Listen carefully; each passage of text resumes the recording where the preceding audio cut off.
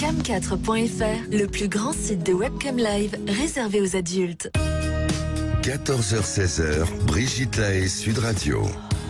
Bonjour à tous, nous sommes ensemble durant ces 2 heures sur Sud Radio. Alors la sexualité, la sexualité c'est pas un besoin au sens qu'il n'est pas indispensable d'avoir des relations sexuelles pour survivre. Néanmoins, elle peut être considérée comme un besoin pour bon nombre d'entre nous parce que après tout, si c'est le cas, il faut pas la négliger parce que négliger l'un de ses besoins fondamentaux, c'est s'empêcher d'être heureux. Les besoins sexuels, alors évidemment, ils vont varier en fonction de plusieurs critères. Il y a déjà ce qu'on appelle la pulsion. On n'est pas tous égaux. On dit que généralement les hommes ont plus de pulsions sexuelles que les femmes. Et puis il y a le désir. Alors là encore, c'est quelque chose de terriblement variable. Et vous l'avez sans doute constaté, quand vous tombez amoureux de quelqu'un, vous débordez de désir. Et si vous ne pouvez pas faire l'amour avec cette personne, vous allez forcément souffrir. Et du coup, on peut se poser cette question. À l'inverse, est-ce qu'on peut continuer à désirer quelqu'un pour qui nous n'avons plus de sentiments ? C'est des nuances quand même sacrément complexes. Alors on va tenter d'y voir un peu plus clair grâce à mon invité Samuel Doc, qui est psychanalyste. Et puis bien sûr, je vous invite à nous donner votre avis ou à nous dire comment vous gérez vos besoins sexuels, vos désirs, vos pulsions. Vous connaissez notre numéro, c'est le 0826 300 300. Vaste sujet, n'est-ce pas Samuel Doc ? Oui, bonjour Brigitte, merci beaucoup de me recevoir. C'est vrai que c'est un sujet labyrinthique sur lequel vous nous emmenez aujourd'hui. Oui, désir, pulsion, besoin. Alors, moi, je me suis dit que peut-être, pour commencer à y voir un peu plus clair et pour aider les auditeurs surtout à mieux comprendre, on pourrait prendre l'exemple de la nourriture. Quand on a faim, c'est un besoin. On pourrait dire ça. Exactement. Alors, est-ce qu'on peut dire la même chose quand on a faim de l'autre ? C'est assez complexe parce qu'après tout, on sait aujourd'hui que les pulsions, comme vous les avez appelées à juste titre, naissent à l'origine d'un besoin. Par exemple, l'enfant, quand il est tout petit, quand c'est un nourrisson, il va téter sa mère par besoin, par faim, par instinct, et pourtant il va y trouver du plaisir. Il va se rendre compte que c'est plutôt agréable d'avoir tout à coup quelque chose qui le remplit. Donc, à partir d'un besoin, vient s'échafauder, vient se construire véritablement une pulsion qui, elle, sera d'ordre plus psychique. Et la pulsion est quelque chose vraiment ce que nous, psychanalystes, nous appelons un concept limite. Pourquoi limite ? Parce que justement, elle est prise entre le corps et la pensée, entre le psychologique et le somatique. Et c'est pour ça que c'est pas si simple. C'est qu'on peut parfois être pris dans une conflictualité entre notre pensée, ce que nous nous représentons de notre vie intérieure et nos besoins physiques, physiologiques. Vous voulez dire qu'on peut très bien avoir, par exemple, une pulsion sexuelle pour quelqu'un, et puis parce que cette personne, c'est le mari de notre meilleur ami, on va s'empêcher de la voir, et du coup, ça va faire un conflit psychique intérieur. C'est exactement ça. Il y a vraiment un champ qui peut être extrêmement libre sur la manière dont nos pulsions vont être satisfaites, vont se déployer. Mais ce qui est sûr, c'est que, et ça répond déjà un petit peu à la problématique que vous avez ouverte, c'est que c'est la morale qui veut que nous aimions et que nous désirions la même personne. Mais en réalité, l'inconscient, il s'en fiche un petit peu de ça. Nos pulsions, elles s'en fichent. Qu'il s'agisse de désirer quelqu'un, de créer une œuvre d'art, de créer un trouble psychique, la pulsion, c'est une énergie qui peut trouver des objets complètement improbables. Et je crois que votre émission le montre chaque semaine avec énormément de talent. Ça veut donc dire que cette énergie pulsionnelle, si comme vous l'appelez, elle est indépendante de notre volonté. Ah oui. Elle peut être. On n'y peut rien. On n'y peut rien. On peut essayer de travailler pour y mettre du sens. On peut essayer de se représenter les mouvances pulsionnelles qui nous traversent, mais on ne les décide pas. Elles prennent naissance dans le ça, c'est-à-dire aux confins de notre organisme. Tout à fait. Vous avez raison. Et il est très difficile, pour là encore vous répondre, de faire preuve de volonté. C'est-à-dire que c'est très difficile de choisir, de s'arrêter, de désirer, d'avoir une prise en fait sur cet univers pulsionnel. On ne contrôle pas tout. Comme nos fantasmes, en quelque sorte. Les fantasmes, en réalité, ce sont des représentants, ce sont des images de notre vie pulsionnelle. Ce sont en somme les scénarios que nous articulons à partir de cette vie physiologique. Je vais garder ce terme qui dérangera certains, mais de physiologique, qui naît dans le corps. D'accord.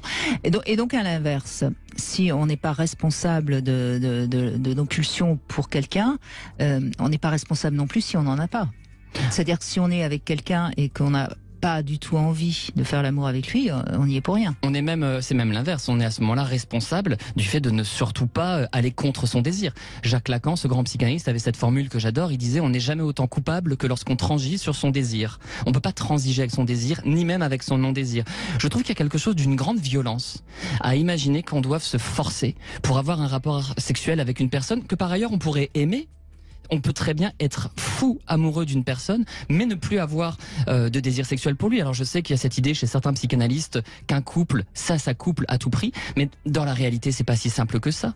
On peut aimer une personne, l'admirer, avoir une loyauté à son égard, être énormément attaché à cette personne-là, mais ne plus avoir envie du pot à pot, de l'embrasser, d'être pénétré par cette personne. Ce sont le corps et l'esprit peuvent parfois entrer dans une conflictualité. Mais certains y trouvent leur compte. Et en même temps, on peut aussi dire qu'on n'a pas envie, on n'a plus envie, on n'a plus de pulsion, mais on peut se laisser toucher et peut-être que ça peut venir. Exactement. Parfois, ça peut se travailler. Parfois, il y a certains événements de vie, certains traumatismes, ou tout simplement une certaine routine qui va égratigner le couple, qui peut mettre en péril cette alchimie sexuelle. Auquel cas, on peut s'adresser à un thérapeute conjugal et voir s'il y a quelque chose à travailler. Mais il y a aussi des couples qui fonctionnent comme ça, qui sont en couple, qui partent en vacances ensemble, qui vivent ensemble, mais qui couchent ailleurs en fait. Freud avait cette formule magnifique, il disait certaines personnes ne peuvent aimer là où elles désirent, ne peuvent désirer là où elles aiment. Ça arrive, c'est une chose qui arrive, et seul un jugement social, moral, judéo-chrétien pourrait en fait rendre les choses plus compliquées. Oui, mais là où ça se complique, si je puis dire, c'est que à ce moment-là, si on n'a plus envie de son partenaire, ce que je peux tout à fait comprendre, et on peut se respecter et de ne plus faire l'amour, mais à ce moment-là, il faut le laisser libre d'aller assouvir sa pulsion ailleurs. Exactement. C'est toute la question de la morale, là. Et du langage, plutôt. D'inscrire ça dans un langage.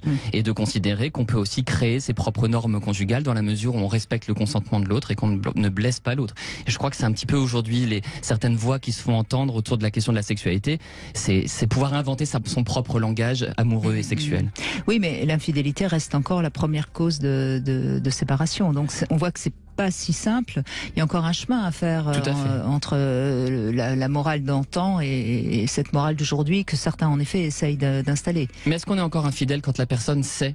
Quand la personne est d'accord, ou quand la personne sait que voilà, qu'elle est très très très attachée et que pour rien au monde elle ne se séparerait de l'autre, mais qu'elle la laisse jouir ailleurs, cette question de la jouissance ailleurs. Oui, mais ça c'est quelque chose que je peux entendre de votre bouche, mais je l'entends pas beaucoup de la part des auditeurs, parce que quoi qu'on en dise, il y a quelque chose de l'ordre de la possession quand même. Quand on se met en couple avec quelqu'un, c'est mon mari, c'est ma femme, et donc on n'a pas spécialement envie que il ou elle aille voir ailleurs. Bien sûr, et chaque couple est singulier et construit sa propre histoire, bien sûr, évidemment. Il n'y a pas de règles fermes, mais je formule juste le fait que finalement les choses sont possibles et qu'il peut y avoir de la créativité aussi dans la manière de faire couple. Bien sûr, c'est ce dont on va voir pendant ces 2 heures.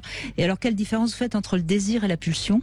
Ça, c'est une question beaucoup plus difficile. Vous avez 2 heures. Oh là là, quand vous m'avez invité, j'ai songé à cette question et j'ai vu tous les affrontements qu'il y avait pu avoir sur la question du désir. Le désir, c'est ce qu'on fait du manque.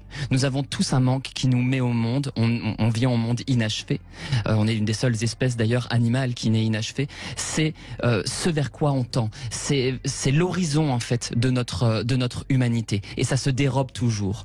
On manque parfois d'aussi près que possible ce dont on désire pour pouvoir le relancer. Le désir, c'est ce qui nous maintient en vie. Et ça concerne pas forcément d'ailleurs la sexualité. Oui, si on n'a plus aucun désir, finalement, à quoi ça sert de vivre? Alors là, par contre, on est mort. Ça, je vous le confirme. Ça, c'est la mort psychique. Vous avez tout à fait raison. D'où les grandes dépressifs qui ne sont absolument plus dans le désir, etc., évidemment.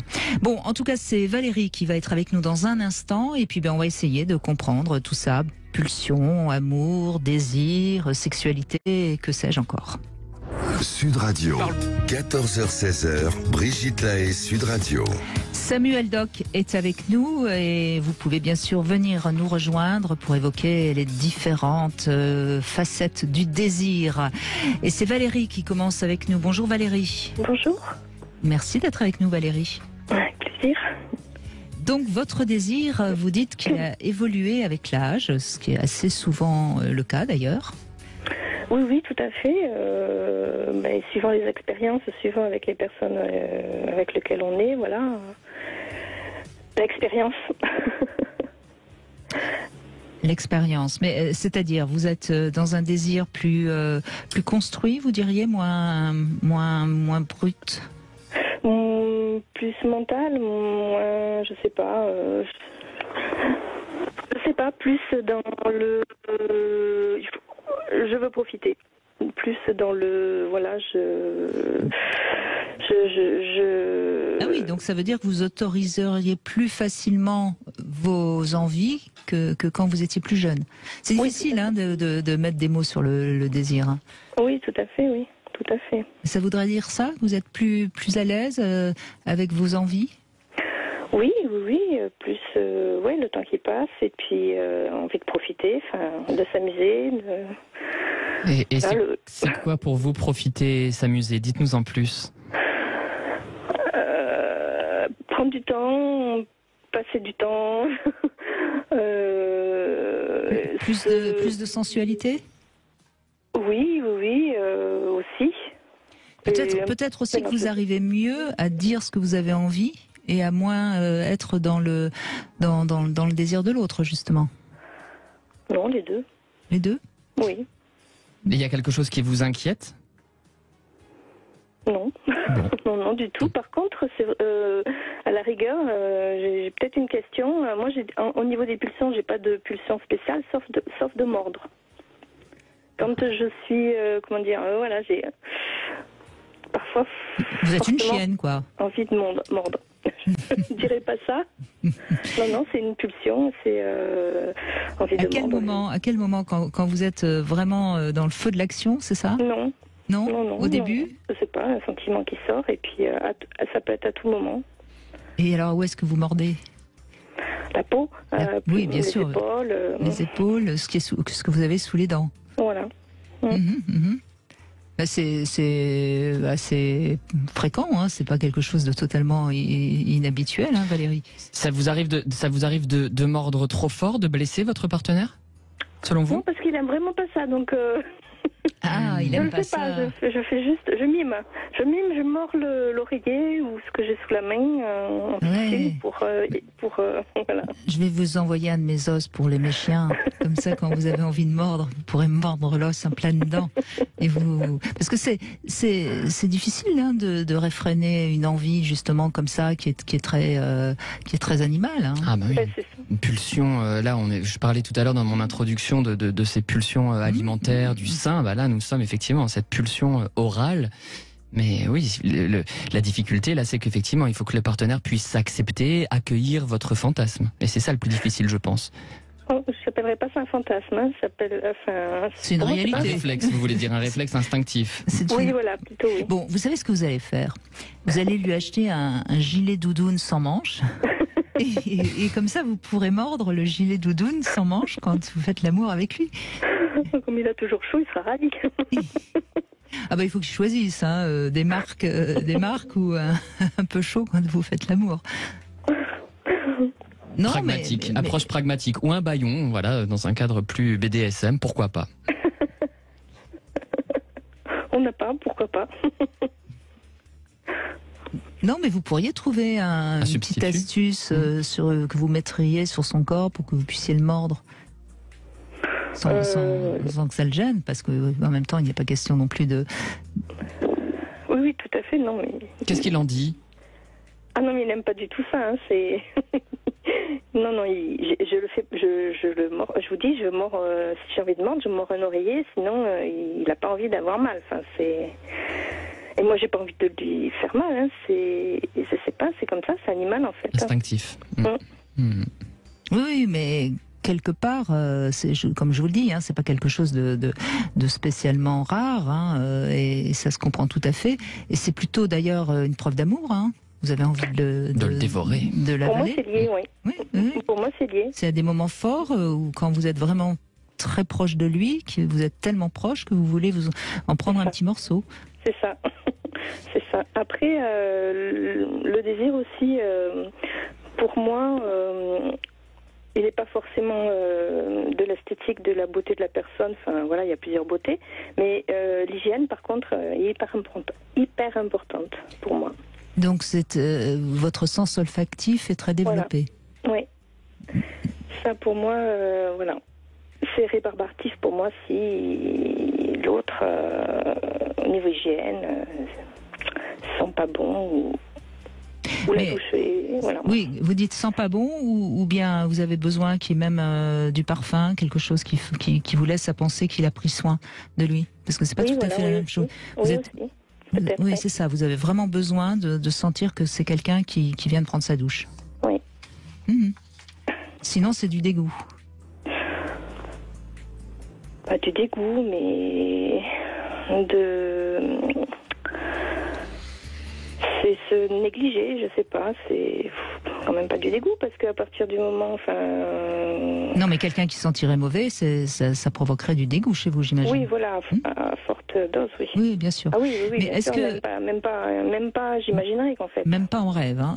Non, même pas en rêve, même pas en physique, même pas Oui. tout court. Mais est-ce que durant le rapport, il y a forcément des odeurs qui apparaissent? Est-ce que celle-là, elle vous dérange ou pas? Non, du tout. Donc on est bien d'accord, c'est bien le début on commence aseptisé et ensuite on devient On mord, des animaux, on croque. on mord, on sent, on se renifle. Oui, d'accord. Oui, oui. qui rappelle un peu le doudou du bébé, hein, qui sent, qui est mâchonné, oui, chacun son doudou, chacun son objet transitionnel pour adulte. Oui. Mais tout ça laisse quand même à penser que ça va assez bien du côté de votre libido, hein, Valérie. Ça Oh, je fonctionne pense, bien. oui. Hein, ça, Oui, je pense, oui. Bravo. ça démarre lentement, mais quand ça démarre, ça démarre. Hein. Oui, je crois. Et visiblement, vous vous autorisez aujourd'hui à reconnaître que vous aimez mordre, ce que vous n'auriez peut-être pas fait il y a 20 ans. Non, j'ai toujours eu cette... Vous avez toujours eu cette Pulsion. Oui. pulsion? Oui, oui. Bon. Et votre maman, elle se plaignait que quand vous preniez le sein, ou vous n'avez peut-être pas pris le sein d'ailleurs, j'en sais Ici, rien. elle m'a allaitée, mais non, elle n'a pas du tout de souvenirs négatifs à ce niveau-là. D'accord. Non, moi j'ai été mordue à la joue petite, hein, Ouais, mais t'es sûre. par un chien, mais rien à voir. Ah, vous croyez qu'il n'y a rien à voir? Je sais pas, effectivement. Vous avez Ouais. besoin de nous dire qu'il n'y a pas de rapport. C'est plutôt curieux. S'il n'y en avait pas, vous n'auriez pas besoin de le dire. Ah. Et vous ne l'auriez peut-être même pas signalé, vous Exactement. voyez? Parfois dans la sexualité, et ça je pense que c'est une chose importante que nos auditeurs doivent entendre, c'est que parfois dans la sexualité on rejoue, on répare des choses de l'enfance. La sexualité est un théâtre. Oui. Eh oui, comme quoi, hein, Jouons jouons, absolument. Jouons à nous réparer. Bon, et tant que vous n'aboyez pas, Valérie, tout va bien. Encore que le commentaire. pub play, le dog training et le pub play est à la mode, alors pourquoi Oui, pas? bon. Merci en tout cas de cet échange, Valérie. Merci beaucoup. Allez, on fait une petite pause. On retrouve exceptionnellement lundi Philippe Breneau qui va nous parler d'une après-midi pour le couple. Brigitte Lahaie, Sud Radio, c'est l'instant Sexy News. Eh bien, Samuel Doc, on ne le présente plus. Philippe Breneau, psychiatre, anthropologue, sexologue, éditeur, auteur. Qu'est-ce que Merci, je peux Brigitte. Qu'est-ce que je peux ajouter Bon, rien, c'est pas. Non, mais c'est vrai, c'est toujours intéressant de vous écouter en tout cas. Et vous allez nous parler d'un après-midi pour le couple, la sieste Eh bien oui, voilà, la sieste peut-être. crapuleuse. Moi je dirais que le couple vaut bien un après-midi. Rien qu'un après-midi, ou bien plus qu'un après-midi. Alors c'est ce que propose dans mon pays, les Pyrénées, moi je suis un Bernais, ce que propose à Tarbes samedi prochain, c'est le 22 octobre, pour la 2e année consécutive, une association très intéressante qui s'appelle À nous deux le couple, qui a été fondée par Anne-Marie Votzfeld, qui est à la fois thérapeute de couple et sexologue, et d'une certaine façon, le terme de son association, À nous deux le couple, c'est vraiment prendre le couple à bras le corps, hein, et c'est très vrai que les thérapeutes de couple le savent, il y a un accompagnement, mais on doit quelquefois prendre à bras le corps le couple. Mais ce que je trouve intéressant, c'est cette initiative qui est de vivre un après-midi de réflexion sur le couple. C'est-à-dire les auditeurs qui viennent là, c'est une réflexion sur son couple. Alors je reviens un petit peu sur une notion que j'ai quelquefois écrites. Je voudrais revenir sur une notion que j'appelle l'incertitude conjugale. Alors couple, le mot est sur toutes les bouches, il est surtout dans tous les esprits, car il interroge aujourd'hui.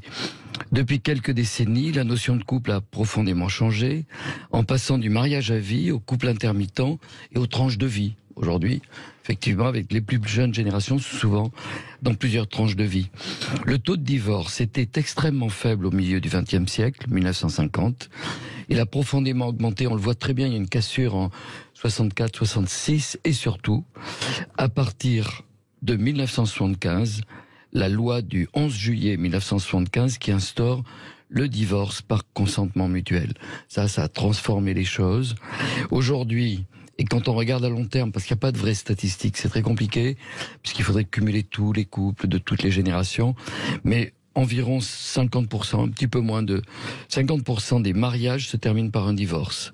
Mais il faut quand même ajouter que le nombre des mariages est historiquement très faible. Oui, absolument. C'est-à-dire une très grande majorité des couples vivent en union libre, ce qu'on appelle les unions de fait. C'est un état de fait, on est ensemble. Et on va cesser cette union ou la reprendre, ça va être très instable. Ça amène cette incertitude conjugale, eh bien, va amener quelque chose de très compliqué et de très angoissant. Cette fragilité, cette grande fragilité du lien social qui est au-delà de l'attachement et du sentiment amoureux, qui contribue à la fragile incertitude conjugale, eh bien, se nourrit des tensions naturelles à l'interaction à deux. Là, j'insiste pour les auditeurs, ce sont des tensions naturelles. C'est normal qu'il y ait des tensions dans le couple, quelle que soit la génération, des plus âgés aux plus jeunes. Alors moi, je réitère cette affirmation que je sais solide. Vous me l'avez entendu plusieurs fois, Brigitte, mais je crois qu'elle est importante. Le couple est aujourd'hui le premier objet d'angoisse de nos contemporains. Avec cette question, et tous les psys le savent, c'est-à-dire que même si je viens pour une autre raison, je vois combien il y a ce terme qui est important. Et vous voulez dire que le couple est donc une raison de provoquer des angoisses. C'était pas le cas avant ? Non, lorsqu'on est dans un mariage à vie, en définitive, il y a même cette tranquillité du couple. Cette sécurité, oui. Cette sécurité. C'est-à-dire c'est la peur que l'autre nous quitte ou nous demande le divorce qui crée cette angoisse. Mais oui, parce que le couple, aujourd'hui, le premier objet d'angoisse de nos contemporains, il y a une question sous-jacente qui est vraiment tout le temps la même, quel que soit l'âge de la vie, presque. C'est vais-je mourir seul ? On meurt seul, de toute façon, même si on est en couple. Oh, non. Si. Oh, oui, écoutez, dans l'absolu. Je suis d'accord dans l'absolu, bien sûr. Oui. Mais l'accompagnement... Donc c'est une illusion de croire que parce qu'on est en couple... C'est une réalité aussi de la plupart des gens. Mais bien sûr, dans l'absolu, je suis tout à fait d'accord. Dans le vécu, l'accompagnement, même dans des moments très compliqués de la fin de la vie, c'est pas tout à fait pareil d'être seul, d'être totalement seul, de pas avoir de famille, de pas avoir de conjoint éventuellement. Enfin, si on se met en couple pour ne pas mourir seul, franchement... C'est peut-être pas de cette façon-là. Alors on va le dire autrement. Je veux dire, vais-je vieillir seul ? Il y a ce terme-là, c'est beaucoup dit. Peut-être vieillir seul, c'est plus facilement. Allez, je l'entends plus. Je suis conciliant, car au moment de la rencontre. Conciliant, non mais Philippe, enfin. Si, je suis conciliant là sur ce qu'on vient de dire. Car au moment de la rencontre, Brigitte, que ça soit à 20 ans, que ça soit à 30, à 50 ou plus, mais c'est évident qu'à chaque fois c'est pour la vie. Oui, pour la majorité des gens. Non, mais là où dans le moment du tomber sur le coup, quand on est amoureux, on croit que c'est pour la vie. Enfin, quand on est jeune. Après, au bout de quelques histoires, on finit par. Il y en a qui continuent à le croire. Oui. Ce décalage entre la certitude que confère le sentiment amoureux et la réalité de l'évolution conjugale, il y a un hiatus. Eh bien, ça va amener beaucoup de très jeunes couples, on le voit, qui aujourd'hui entament une réflexion. Ils savent très bien, ils parlent entre eux, ils savent la fragilité du lien. Alors, comme vous le dites, des très jeunes couples pensent que c'est possible qu'ils se séparent. Et ils vont très souvent solidifier. Il y en a qui font des stages de ceci ou de cela pour arriver à mieux s'entendre dans le couple. Ça nécessite des pistes de réflexion pour solidifier, moi, ce que j'appellerais l'intelligence du couple. C'est-à-dire qu'il y a des couples qui ont traversé la vie en ayant passé des crises, il y a eu une intelligence de la crise qui leur a permis de dépasser les périodes critiques qui surviennent, je veux le répéter pour les auditeurs, qui surviennent naturellement dans la vie d'un couple. Il est normal qu'il y ait des crises dans un couple. Il ne faut pas jeter le couple à la première crise. Bien sûr. Et c'est malheureusement souvent le cas. De plus en plus. Parce que ça se voit. Les jeunes couples, après, au bout de... Voilà, on l'a dit souvent, que c'était sur le modèle. Qu'est-ce que sont nos modèles? Les séries américaine entre guillemets, eh bien on voit très bien il y a une difficulté et le couple se sépare. Alors cet après-midi du couple, initié par cette association, moi je crois que c'est une très belle réflexion sur soi, sur la dynamique de l'interaction pour tout un tas de gens qui sont à la fois en difficulté, parce que il y a aussi une autre notion que je voudrais rajouter, c'est que le couple ça s'apprend. Et d'ailleurs, s'il y a des tranches de vie, il y a beaucoup de couples qui le disent. Dans mes premiers couples, c'était pas quelque chose de très simple. Et maintenant, on a appris, et notre couple fonctionne d'une autre façon. Alors, l'idée dans cet après-midi du couple, où on est 3 intervenants, puisque j'en fais partie.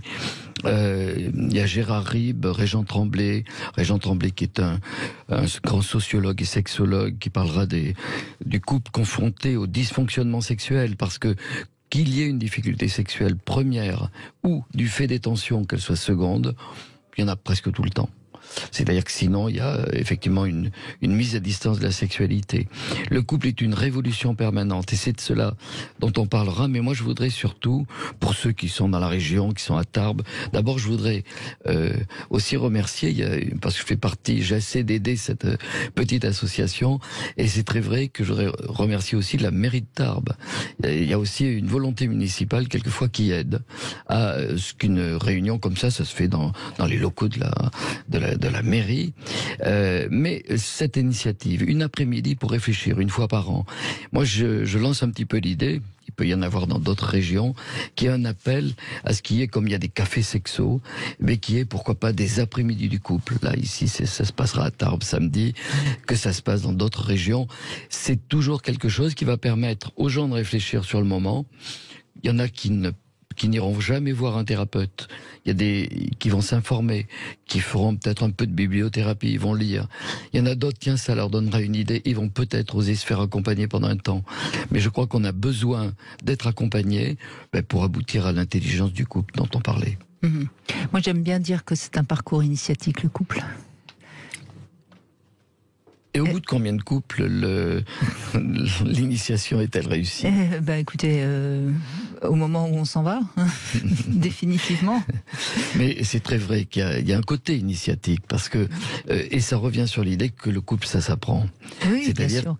Parce qu'en fait, l'autre, notre partenaire, il nous renvoie à des zones de chez nous, qu'on n'avait pas envie de voir. Ouais. Moi, ça m'amuse toujours beaucoup dans la soi-disant spiritualité. Vous savez, il y a des grands spirituels, mais qui n'ont jamais vécu en couple.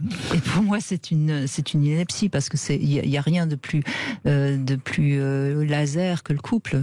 Et puis ça grandit, ça évolue. Pour moi, un couple, c'est un organisme vivant qui mute, qui a de véritables phases. On peut avoir des relations conjugales qui vont complètement être révolutionnées, changer et perdre à tout jamais ce qui avait été la relation d'avant. Et puis après, il y a autre chose. Et Samy, moi je suis d'accord avec vous, j'aime beaucoup ce terme d'incertitude que vous utilisez, que je trouve très beau. L'adage dit qu'un couple qui ne se dispute pas est un couple où l'un des deux a renoncé. On pourrait l'affiner et dire un couple qui n'est pas incertain et qui ne remet pas en cause sa pensée et ce qu'il vit. Sinon, c'est une routine mortifère. Cela étant, je suis quand même d'accord avec Brigitte quand elle a réagi sur la question de la mort. Je pense pas qu'aujourd'hui l'angoisse principale ce soit celle de perdre l'autre. Je pense que c'est celle de perdre son corps. Je suis très fidèle à la pensée de l'anthropologue David Le Breton qui dit que l'objet favori de notre modernité c'est le corps, qu'on est crispé à notre corps parce qu'on a complètement déserté le sens de notre spiritualité, du politique, du religion. Enfin, il y a quelque chose où on s'agrippe à notre corps, à notre destinée individuelle. Donc là, par contre, j'étais plus d'accord avec Brigitte. On a peur de mourir tout court, bien avant d'avoir peur de mourir seul. Oui, bien sûr. Oui, ça c'est évident. Tout à fait d'accord avec Brigitte. Non, mais entièrement d'accord, c'est vrai. Bon, eh ben, bon après-midi Bon après-midi. de couple. C'est à Tarbes le samedi 22 octobre, c'est-à-dire ce samedi de 14 à 18h. Si vous êtes dans la région, eh bien, allez assister à ces Et c'est réflexions libre et sur le gratuit. couple. Voilà. Ce sera une belle manière C'est de utile. faire grandir votre Ouais. couple. Merci À beaucoup bientôt, Philippe Brigitte. Bourneau, à très vite. Tout de suite, Marie va répondre à 3 questions intimes et vous pourrez en poser une à Samuel Doc. Alors première question, Marie, est-ce que vous aimez griffer, mordre comme Valérie ou pas dans un rapport sexuel? Alors, bonjour. En effet, moi, il m'arrive quelquefois de mordre et au départ, je n'étais pas forcément d'accord avec l'idée que vous évoquiez et parce que moi, et vous l'avez évoqué à la fin, en fait, c'est le fait d'avoir un sentiment d'amour, comme si on voulait dévorer la personne. Et Bien sûr. moi, c'est plus ça, mais c'est mordiller. Je dirais plus que je mordille que je ne mords. Oui, mais le problème, bien sûr, mais le problème c'est que quand on mordit comme ça, si tout d'un coup c'est un peu plus intense, on va mordre quand même relativement plus fort que ce qu'on pense. Hein. Ouais, peut-être. Alors après, peut-être que moi, je suis peut-être trop dans dans le contrôle, mais du coup, je sais que je sais toujours de faire attention. Ah pour bah que oui, ce soit mais donc plus là agréable vous vous laissez pas envahir par votre pulsion. Il reste ouais. un petit peu de vigilance. Et vous mordillez quoi? Plutôt la peau au niveau des bras ou sinon le lobe d'oreille. D'accord. Oh là là, Précis. il va pouvoir mettre Précis. des boucles d'oreilles. Non, il n'en a pas. Bon, deuxième question. Quelle est pour vous la durée idéale du coït, Marie? À partir du moment où il y a la pénétration ou en Absolument. À partir du moment où il y a la pénétration. Je ne vais pas demander le temps des préliminaires. Je demande le temps du coït, juste le coït. Moi, je dirais 25-30 minutes. Ah, quand Entre même. 20 et 30 minutes, ouais. D'accord. Ça, c'est déjà pas mal. Il y tient? Oui. Bon, eh ben, gardez-le. Oui, je pense que j'ai trouvé une petite perle. Je n'en doute point. Et dernière question. Quelle serait pour vous la partie du corps de l'homme que vous préférez? Enfin, quelle est d'ailleurs? Je ne sais pas pourquoi j'utilise ce conditionnel. Alors, c'est assez particulier parce que j'aime, on va dire, au-delà du physique, j'aime le regard, l'intensité du regard. Mais après, dans le corps, j'aime bien le buste. Le torse. Voilà, le torse. Oui, avec des épaules bien marquées et des pectoraux dans lesquels on peut mordre. Oui, pourquoi pas. Pourquoi pas. Allez, à vous de poser une question, Marie. Moi, je voulais savoir si, c'est peut-être pas trop en adéquation avec votre thématique, mais c'est surtout savoir si c'est normal de ne pas avoir spécialement de fantasmes. C'est la question que vous. Ah, c'est la question que je. Oui, bien sûr, c'est la question à laquelle je dois répondre. C'est pas. C'est vrai que c'est une thématique qui est aujourd'hui qui est beaucoup étudiée, hein, cette question de l'absence de fantasme et même voire de l'absence de vie de vie sexuelle tout court. Moi, j'aime pas le terme de normal, pas normal. Je crois que chacun compose comme il peut avec son humanité. Cependant, je crois qu'en réalité, c'est une question de définition. Je crois qu'on échappe très très difficilement au fantasme. Le fantasme, c'est une manière de se représenter le corps de l'autre, l'interaction avec l'autre. On ne rentre jamais directement en collision, en contact avec l'autre. Il y a toujours une image, il y a toujours un langage qui vient se constituer. Vous voyez, on n'échappe pas si facilement au fantasme. Alors après, c'est vrai par contre que si on regarde une certaine presse féminine, on s'imagine que le fantasme, ça va être de faire l'amour, je sais pas, dans un bateau ou dans une certaine tenue ou quoi. Ça, à la limite, ce sont des choses qui peuvent échapper. Mais il y a toujours une manière de se représenter le sexuel. On se représente toujours le sexuel. On n'est jamais directement plongé dans la chair de l'autre, dans ses atomes, ses cellules, sa peau. Mais là où vous avez raison, Samuel, c'est qu'on parle souvent du fantasme comme un truc très précis, énorme, etc. Mais vous voyez, Marie, on vient de recevoir le catalogue des pompiers. Ils sont super beaux, musclés et tout. Ben, simplement de regarder le catalogue, on peut avoir le fantasme de dire tiens, quand même, un beau mec comme ça, pourquoi pas? Vous voyez, ça va pas plus loin, mais c'est déjà une pensée fantasmatique. Si vous dites et ça, je suis sûre que vous en avez forcément. Oui, en fait, moi je me disais, ce serait plus des désirs que le fantasme. Moi, je m'imagine quelque chose qu'on a envie de réaliser et avec un objectif. Non, mais un désir fugace qui est juste comme ça, de dire c'est déjà un fantasme. D'accord. Vous voyez. Donc vous en avez forcément. C'est Oui, la mise en mots, probablement. la mise en mots et la mise en image d'une envie. Et ça n'appartient pas forcément à un scénario extrêmement structuré. C'est simplement une manière de dire j'ai envie de quelque chose. Et rien que dans votre ouverture tout à l'heure, lorsque vous commenciez à parler de ce plaisir de mordiller, vous avez choisi le mot mordiller. Eh bien déjà là, il y avait une consonance, vous voyez, érotique qui était présente. Il y avait déjà un premier pas vers le corps de l'autre qui passait par le langage. On n'échappe pas au fantasme. Ouais, d'accord. Bah, merci beaucoup. Ouais, je Merci vous en à prie. vous, Marie. Merci à vous. Bonne Allez, journée. on fait une petite pause et on retrouve Sandrine qui justement n'a plus de désir pour son compagnon, mais a toujours de l'affection et elle a envie d'en parler avec nous. Cam4.fr, le plus grand site de webcam live réservé aux adultes. 14h-16h, Brigitte Lahaie, Sud Radio. Samuel Doc est avec nous, psychologue clinicien avec qui on évoque le désir et l'amour. Et Sandrine, justement, c'est pas toujours simple à concilier. Hein. Bonjour. Bonjour Brigitte, bonjour à votre invité Samuel Bock. Bonjour Sandrine. Bonjour. Voilà, écoutez, j'ai entendu votre thématique tout à l'heure et ça m'a interpellée parce que je vis ça depuis quelques années. Je n'ai plus du tout de désir pour mon conjoint et ça crée des tensions dans notre couple évidemment. Alors j'ai eu un élément, il y a eu un élément déclencheur, c'est que nous avons eu une petite fille sur le tard. J'avais 46 ans quand je l'ai eue. Oui. Et lui en avait 50. Et bon, ça a été très compliqué, la naissance de ma fille, parce qu'elle dormait très peu. Ensuite, il y a eu des problèmes qui se sont greffés. Elle a dû être opérée. Bon, bref, on a eu des soucis autour de sa naissance. Et si vous voulez, je me suis sentie très seule. Et Vous voulez à dire partir- il vous a pas accompagné dans votre souffrance? Non, je me suis pas sentie épaulée du tout. Je me suis sentie très seule. J'ai été très déçue. J'ai eu beaucoup de colère que j'ai payée, je pense, physiquement, puisque j'ai dû subir une ablation du sein. Et je pense que cette colère était liée. Et puis, voilà. Et depuis... Vous voulez dire que vous n'avez pas su l'exprimer, cette colère? Je l'ai exprimé, mais comme j'avais la tête un peu dans le guidon, si vous voulez, peut-être que je ne l'ai pas exprimé comme avec suffisamment de recul. Et voilà, et j'ai pas été entendue. J'ai pas été entendue. Je ne sais pas si je l'ai exprimé suffisamment clairement, parce que je vivais un véritable tsunami. Et voilà. En tout cas, vous mettez le fait de ne plus le désirer parce qu'il n'a pas pu vous épauler à un moment difficile de votre vie. Oui, il y a eu plusieurs de nombreux événements, si vous voulez, où il était dans la fuite, ça lui faisait peur, ce que je peux comprendre maintenant avec le recul. Mais alors, je pense que c'est ça. Et pourtant, Sandrine, vous me dites que vous continuez à l'aimer.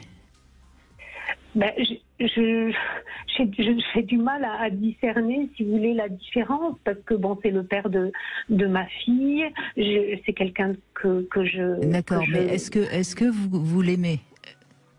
Au fond, est-ce que vous l'aimez? Je ne sais pas ce que ça veut dire aimer. Je ne sais pas ce que ça veut dire aimer. Vous voyez, parce que moi j'ai quand même l'impression que le refus de faire l'amour avec lui serait plus une punition, si vous l'aimiez encore, et puis si vous l'aimez plus, que vous ne le désiriez plus, ça n'aurait pas tellement enfin, ce serait pas très étonnant. Oui, je ne sais pas Vous êtes perdu. Oui, je ne sais pas ce que c'est ne pas aimer, parce que je pense que j'ai un profond amour. Dites. Oui. Je pense que j'ai un profond amour pour les autres, pour mon conjoint. Je ne fais pas de différence. C'est un peu un amour universel que j'ai. Oui, mais, donc, mais je vous écoute. Est-ce que vous avez de l'amour pour vous-même déjà? Parce parce que je me demande comment vous... C'est la bonne Après, question. je pense que c'est la bonne question, puisque quand vous décrivez les épreuves qui vous ont marqué, je me dis que tout à coup, votre corps vient à rappeler son étrangeté, et il est très très difficile d'aller vers le corps de l'autre quand on n'habite pas son propre corps, quand on est confronté à l'étrangeté de son propre corps. Donc, corps qui, dont la représentation se construit aussi avec toutes nos premières expériences affectives, le lien avec nos parents, les premiers soins. Prendre soin de soi, c'est nécessaire avant de pouvoir prendre soin de l'autre et aller vers l'autre. Est-ce que ça fait écho à ce que je vous dis? Pendant cette période, vous mettez le doigt sur quelque chose qui me parle, qui fait écho chez moi. Pendant cette période, j'ai fait abstraction totale de moi-même parce que je n'ai pas pu faire autrement. Oui. J'étais prise par le temps. Vous aviez eu déjà un enfant avant cette petite fille, non? Non. D'accord. Non. J'ai eu une grossesse idyllique et si vous voulez, après à sa naissance, elle a passé 4 ans sans dormir, donc je me levais 5 à 6 fois par nuit. J'étais dans un état d'épuisement et de fatigue nerveuse. Est-ce que vous aviez eu un beau modèle de ce que c'est qu'être mère ou pas? Un beau modèle, vous parlez de mes parents? De votre maman. Est-ce que votre maman était une bonne maman et que vous aviez donc un beau modèle? Oui, j'ai eu une bonne maman qui s'est bien occupée de moi. Et aujourd'hui, est-ce que vous ressentez, au-delà de votre mari, est-ce que vous ressentez des pulsions sexuelles? Est-ce que vous sentez un manque de ce côté-là? Est-ce que vous vous sentez érotisé? Voilà, c'est ça. C'est pas votre mari dont il est question, c'est de vous et de la manière que vous avez de cohabiter avec votre propre corps et vos propres désirs. C'est ici qu'il y a un problème. Aujourd'hui, si vous voulez, je sors d'un tunnel et aujourd'hui, ce dont j'ai besoin, c'est de prendre soin de moi, de m'occuper de moi, de faire des choses que j'aime. Et je ne peux pas m'occuper de mon conjoint. Elle a quel âge, votre fille, aujourd'hui? Elle vient d'avoir 6 ans. Donc ça fait 6 ans, finalement, qu'il y a quelque chose qui s'est arrêté. Oui. Je crois qu'on peut quand même comprendre là que cette naissance a provoqué un tsunami chez vous. Oui. Et il faudrait en comprendre le pourquoi. Avant même d'imaginer retrouver une sexualité avec votre mari, avant même de parler de l'amour pour votre mari, je crois qu'il faut déjà comprendre pourquoi ça a été un tel choc. Alors on comprend bien que vous attendiez pas à cette grossesse, on peut comprendre... Ah si, je l'attendais avec impatience justement, je l'attendais, je m'y attendais plus justement. Ça a été un petit miracle que j'ai un enfant à 46 ans. Oui, j'ai bien compris. Voilà. J'avais bien compris ça, mais je veux dire, c'est pas un enfant que vous avez désiré, c'est un enfant qui arrive comme par miracle. Et qui, quelque part, a certainement, vous voyez, déstabilisé votre psychisme. Oui. Vous voyez, ça a été tellement incroyable, miraculeux, que quelque part, il y a quelque chose qui bouscule trop, quoi. Mais attention à ne pas vous laisser absorber par ce miracle. C'est-à-dire que j'entends que vous avez déployé et dirigé toute votre énergie psychique vers votre enfant. Il va falloir que cette énergie psychique-là, à un moment, puisse aller vers ailleurs. Je dis même pas forcément vers votre mari, mais il va falloir effectivement penser à vous et au moins vers vous. Oui. Et de la même manière, vous dites que vous ne pouvez pas parler à votre mari, vous ne pouviez pas. Maintenant, vous pouvez. Et il existe aussi des espaces pour reconstituer votre parole auprès de Alors, on va vous retrouver après les infos, Sandrine, parce que je crois qu'il y a vraiment des choses à dire, parce que vous n'êtes pas la seule dans ce cas-là. La naissance d'un enfant peut parfois, en effet, couper complètement la sexualité. La petite devinette du jour, que signifie SMS en langage sexuel? Samuel Doc, vous avez le temps des infos pour trouver la réponse. On retrouve Sandrine tout de suite après, parce qu'en effet, la libido, elle est parfois mise à mal quand on devient maman. Et puis, vous avez envie de parler de vos désirs, de vos pulsions ou de vos no-désirs. 0826 300 300. À tout de suite. 14h-16h, Brigitte Lahaie, Sud Radio. Nous continuons à évoquer le désir ou le non-désir pour son partenaire en compagnie de Samuel Doc, psychologue clinicien et auteur de ce livre Les chemins de la thérapie aux éditions Flammarion, dans lequel vous expliquez justement à quoi ça peut mener une thérapie, parce que il faut pas en attendre non plus des miracles. Alors, avant de reprendre Sandrine, la petite réponse à ma devinette, ça signifie quoi SMS en langage sexuel? J'ai pensé à suce-moi sauvagement ou sodomise-moi sauvagement, mais je suis sûr que c'est pas ça. C'est pas mal, mais c'est encore plus simple. Suce mon sexe, tout simplement. Oui. C'est sauvage. Je vais trop coquin. Pourquoi aller chercher aussi loin? Alors Sandrine, on a compris donc un arrêt de votre libido après la naissance de votre fille, ce qui est tout à fait compréhensible, sauf que maintenant elle a 6 ans et qu'il faudrait voir comment vous pouvez vous remettre dans le désir. Est-ce que vous avez tendance à être un petit peu déprimée en ce moment? Un peu, oui, un peu. Je crois qu'il y a quelque chose comme ça qui a été... vous voyez, vous avez quand même, si j'ai bien compris, puisque vous m'avez parlé de cette perte du sein, donc vous avez quand même eu un cancer, vous avez eu une petite fille qui a failli mourir. Je pense qu'il y a quelque chose comme ça, un fond dépressif qui n'a toujours pas été vraiment diagnostiqué et qui fait que vous n'avez pas envie de grand-chose, en fait.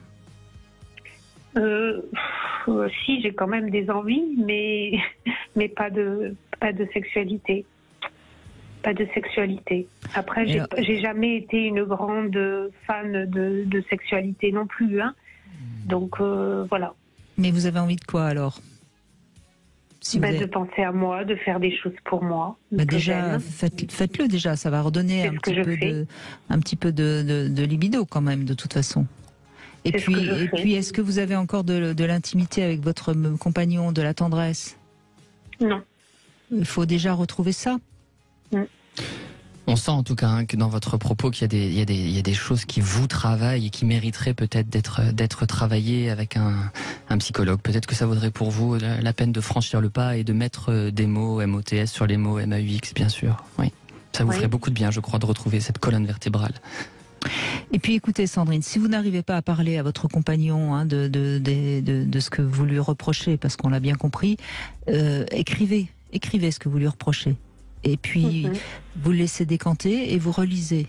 Et ensuite, vous écrirez tout ce qu'il vous a apporté. Et vous essayerez toute seule de faire un petit peu le poids du positif et du négatif. Et vous allez peut-être vous rendre compte qu'il est pas si négatif que ça. Et s'il est vraiment négatif, vous en tirerez des conclusions. Mais j'ai l'impression que y a des choses comme ça que vous n'arrivez pas à avaler, ce que je comprends, bien sûr. Mais à un moment donné, il faut aussi faire la paix. Parce que sinon, c'est soi-même qu'on punit. Parce que rester avec quelqu'un pour qui on a des rancœurs, c'est quelque part garder un peu de poison en soi qui peut finalement se retourner contre nous. Ah oui, je suis bien d'accord avec vous. Donc faites ce travail. Prenez le temps d'écrire vraiment tout ce que vous avez sur le cœur et que vous avez envie de lui balancer. Je vous dis pas de lui donner la lettre, mais ça va. Vous allez voir, vous allez un petit peu lâcher cette colère. Vous allez lâcher des choses. Mais je lui ai parlé, je lui ai parlé. On a eu plusieurs discussions, voilà. Mais si je lui ai parlé. Mais si vous a pas écouté ou si vous a pas entendu ou comprise, ça n'a pas suffi. Disons que oui. Après, il me reproche certaines choses aussi, mais. Oui. Voilà. Et c'est comme ça qu'on en finit par se communiquer que par reproche. Et c'est pas comme ça qu'on avance. Vous voyez? Oui.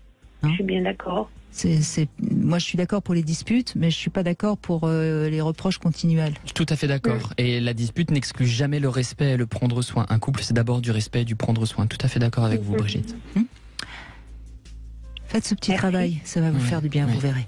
Merci Sandrine. Merci beaucoup. Et Sandrine, c'est le prénom du jour, puisque c'est une autre Sandrine qui est avec nous. Bonjour. Bonjour Samuel, merci de m'accueillir. Je suis très heureuse d'être un petit peu en votre compagnie, au téléphone. Merci Sandrine. Alors votre histoire est un peu différente et particulière, puisqu'en fait, vous habitez encore avec votre ex-compagnon, pour des raisons économiques, je suppose. Tout à fait. Et vous avez un nouveau compagnon. Oui. Et qui habite pas avec vous, j'imagine. Non, malheureusement non. Malheureusement, je ne sais pas. Mais... Et c'est compliqué pour lui d'arriver à vous faire l'amour parce qu'il vous sent pas totalement libre puisque vous habitez encore avec votre ex, c'est ça? Alors je vais reprendre, je vais réexpliquer la petite histoire parce que c'est effectivement un peu compliqué, enfin un peu particulier. Donc j'ai rencontré mon compagnon il y a 18 ans et on s'est rencontrés avec un mode sexuel très actif. On avait beaucoup de relations, on était on se comprenait parfaitement là-dessus, on était franchement très bonne adéquation et on n'a jamais eu de problème pendant ces 18 dernières années sexuelles. D'ailleurs, c'était même un socle sur lequel on pouvait se retrouver quand on se disputait ou quand ça allait pas. C'était toujours le socle de la réconciliation. Donc c'était un socle dont on était très fiers et avec lequel on mettait en avant et on était un peu invincible. Et il y a eu des problèmes de vie qui ont fait que on s'est un petit peu éloigné, qu'on a été un peu déçus, chacun l'un de l'autre. Et je dois dire que du coup, il y avait moins de relations sexuelles, mais il y en avait parce que de son côté, il y avait toujours du désir et de mon côté aussi. La vie a continué son chemin et finalement, les choses qui étaient un peu plus lourdes de la vie du quotidien que je n'avais pas réussi à effacer sur des situations ponctuelles, où on s'entendait pas, a pesé un petit peu plus lourd dans la balance, ce qui a fait que nous étions un peu séparés physiquement. Il partait de plus en plus à l'extérieur, j'étais de plus en plus seule dans la maison et il est arrivé que j'ai rencontré quelqu'un. Au démarrage, c'était purement amical et je ne sais pas ce qui s'est passé, j'étais emportée un peu dans un tourbillon et je me suis sentie attirée par cette personne et lui aussi. Alors lui, il l'a pas caché, il l'a tout de suite évoqué. Moi, j'étais plus mal à l'aise puisque j'étais avec quelqu'un et lui célibataire. Et j'ai automatiquement voulu avoir des relations sexuelles. Et je me suis heurtée un peu à un mur parce que lui, il était dans un désir, mais pas dans une possibilité de me donner ça parce que je n'étais pas libre. Et donc, dans sa tête, c'était pas possible d'avoir des relations sexuelles avec une personne pas libre. Donc, du coup, moi, j'ai plus du tout compris ce qui m'arrivait et je me suis dit, mince alors, j'ai envie, mais il veut pas, donc il ne m'aime pas, il ne veut pas être avec moi. Enfin, je comprenais pas du tout ce qui arrivait. J'ai commencé à comprendre qu'en fait, il avait un vrai désir, mais une impossibilité de le satisfaire parce qu'il était dans une relation où il se trompait lui aussi. Et que moi, j'étais plus dans une pulsion parce que est-ce que j'avais vraiment envie d'envie? Je ne savais pas. Et je me suis dit, pourquoi je le fais? Et je me suis dit, parce que j'ai l'habitude de faire ça depuis 18 ans. On se pose pas de questions. Et là, je fais pareil. Et donc, ça m'a mis vraiment une grosse claque. Et je me suis dit, calme-toi et regarde. Du coup, j'ai regardé les choses autrement. J'ai mis le côté sexuel de côté. Et du coup, je me suis vue avoir un vrai désir de la personne, de chaque petit morceau de lui, de chaque partie de lui. Et on est rentré dans une relation. Après, évidemment, je me suis séparée de mon compagnon actuel, mais pour des raisons effectivement financières et de logement, je suis obligée de vivre dans l'appartement dans lequel il revient aussi régulièrement. Alors aujourd'hui, là où on en est, c'est que je me suis mise à avoir énormément de désirs et de sentiments pour l'autre personne, avec qui Et par contre, je suis obligée de cohabiter avec mon ex-compagnon, avec qui là, pour le coup, la sexualité n'a pas du tout été le fer de lance de la réconciliation. C'était vraiment cassé. Je n'ai plus eu envie de lui. Je me suis mise à me sentir même mal à l'aise, un petit peu dénudée, alors que j'étais complètement impudique. Et je me suis mise à me cacher. Je ne voulais pas non plus le voir nu. Je faisais attention. Et je me suis dit, mais comment c'était avant? Et je me souvenais plus du tout de comment on faisait l'amour avant. Je n'ai plus aucun souvenir. Enfin, il y a eu carrément une ardoise effacée. Et là, je me suis dit, mince, alors, je n'avais plus rien. Donc c'est là où j'ai compris que les sentiments n'y étaient pas. Et aujourd'hui, la conclusion que je peux en faire, c'est que le désir, pour moi, au démarrage, je pense qu'il pouvait être lié à la pulsion. Je voulais aussi ajouter que mon ex-compagnon m'a beaucoup trompée et je n'ai pas compris pourquoi il faisait ça, vu qu'on était tellement épanouis sexuellement que je comprenais pas. Aujourd'hui, je me dis qu'il avait certainement des pulsions. Et la pulsion était mêlée au désir avec moi parce que je pense qu'il m'aimait ou qu'il m'a aimé ou qu'il m'aime encore, je ne sais pas. Et que à partir du moment où on a enlevé le désir, moi la pulsion, je l'avais plus quoi. Et je pense que l'inverse c'est pas forcément vrai, c'est-à-dire qu'on peut avoir des pulsions avec du désir, mais par contre on peut si on a une pulsion pour quelqu'un, on n'a pas forcément, ce désir n'est pas forcément là. Et enfin, je m'exprime très mal. Bon. Non, mais non, vous vous exprimez pas très mal. C'est que c'est très complexe ce que vous êtes en train de nous dire, mais c'est toute la difficulté du désir, de la pulsion, de l'amour. Et moi, ce que je pense, c'est que cet homme, ce nouveau compagnon, en fait, il vous a mis dans une position de manque, puisque il n'arrivait visiblement pas à vous faire l'amour, pour des tas de raisons qui sont les siennes. Et donc, du coup, ça vous a enflammé. Carrément. Ça m'a carrément enflammé. Oui. Comme quoi, l'autre qui était toujours disponible et avec qui vous aviez visiblement quand même une sexualité très libre et très riche, mais comme il était toujours disponible, il a moins d'intérêt que celui qui, quelque part, il faut aller le chercher. Et vous voyez, exactement. Et c'est ce qui a sans doute provoqué des sentiments forts. Oui, entre autres, oui. Il n'y avait pas que ça, mais ça en faisait partie. Après, effectivement, je me suis mise à découvrir une autre forme de sexualité aussi, que je ne connaissais pas. C'était différent. J'ai découvert une nouvelle partie de moi. Et c'est quoi cette forme de sexualité ? Eh bien, c'était une sexualité, on va dire, qui était plus dans une sexualité d'abord relationnelle, d'un avant, d'un pendant et d'un après. C'est-à-dire que le fait de pouvoir se regarder, le fait de pouvoir juste se toucher les mains, c'était nettement important, alors qu'avant ça n'existait pas.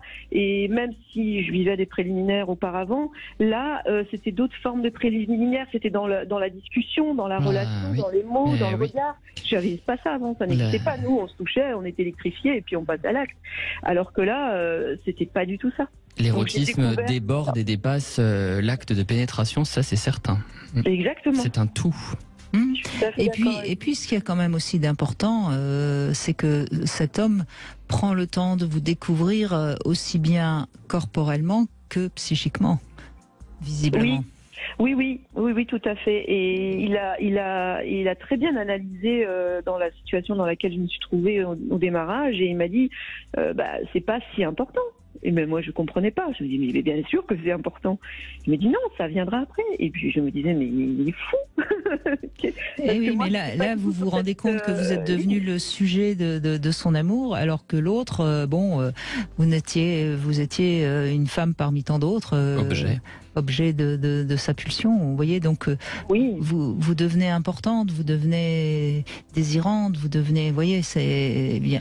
Et moi, j'ai abordé ce nouveau compagnon avec cette pulsion dont j'étais certainement empreinte. Oui, bien sûr. L'habitude. Et lui, il n'a pas compris, parce que lui, de son côté, il n'a pas compris non plus. Il m'a dit, mais pourquoi tu me sautes dessus ?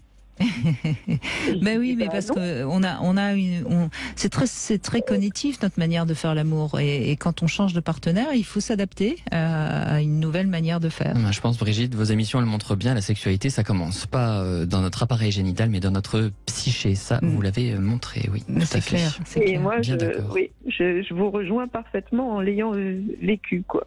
Et oui, votre témoignage est formidable, Sandrine, parce que ça montre bien à quel point on peut varier du tout au tout, et pourtant en si peu de temps.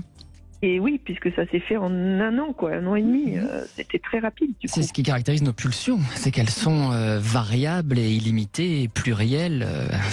Elles vivent et évoluent comme les couples. Et alors, tout à fait. Eh ben, vivez. Je vais voir la suite. On attend la suite, Sandrine. Dans quelques temps, vous nous raconterez. Ça pourrait correspondre, peut-être, oui. En tout cas, merci de ce témoignage. Merci beaucoup, Sandrine. Plaisir, merci à vous aussi. Au revoir. On va faire une petite pause et on se retrouve dans un instant. C'est Cécile, je crois, qui va nous rejoindre. À tout de suite. 14h-16h, Brigitte Lahaie, Sud Radio. 14h-16h, Brigitte Lahaie, Sud Radio. Samuel Dogue, toujours avec nous pour évoquer le désir, le non-désir, la pulsion et les besoins. Parce que c'est quand même peut-être le mot qu'on met le plus souvent sur notre sexualité. Oui, ça c'est certain. Et vous disiez en introduction que c'est pas forcément un besoin, mais je me dis qu'une vie sans sexualité est une vie drôlement triste. Je suis bien d'accord. Bonjour Cécile. Bonjour Brigitte, bonjour Samuel. Bonjour. Alors vous êtes en couple avec quelqu'un qui est plus vieux que vous de 10 ans, depuis 2 ans et demi, c'est bien ça ? Oui, c'est bien ça. Et avant lui, j'ai eu une longue histoire. Hein. J'ai été mariée pendant 20 ans. Puis bon, moi, je suis quelqu'un d'hypersensible, donc je tombais très vite amoureuse. Hein. Et donc, c'était souvent des feux de paille. Donc, tout feu, tout flamme. Et en fait, je me suis aperçue bien sûr, avec la routine, le désir se perd. C'est ce qui s'est passé avec mon mari. Et du coup, quand j'ai rencontré quelqu'un, bon, on s'est séparés. Quand j'ai rencontré quelqu'un, j'étais un petit peu réticente parce que je me suis dit, ce sera toujours pareil, feu de paille, tout va bien au début, et puis ça s'estompe.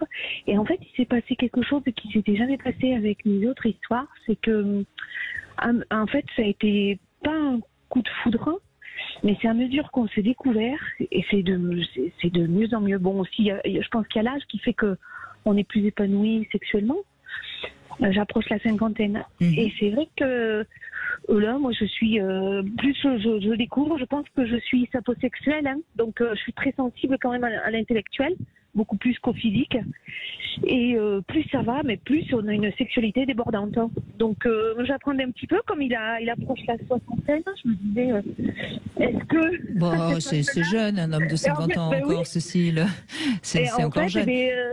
Oui, là, tous les jours, quoi. Il faut qu'on ait... Mais il y a quelque chose d'intéressant dans ce que vous nous avez dit, que vous n'avez peut-être pas encore suffisamment repéré, mais vous avez été souvent très amoureuse, très rapidement. Et donc, vous étiez dans ce désir qu'on a quand on est amoureuse, mais qui est un désir fugace, puisque l'état amoureux ne dure pas, et quand l'état amoureux s'en va, le désir s'en va. Tandis que là, vous êtes dans une relation qui a peut-être démarré lentement, mais qui tout doucement prend racine.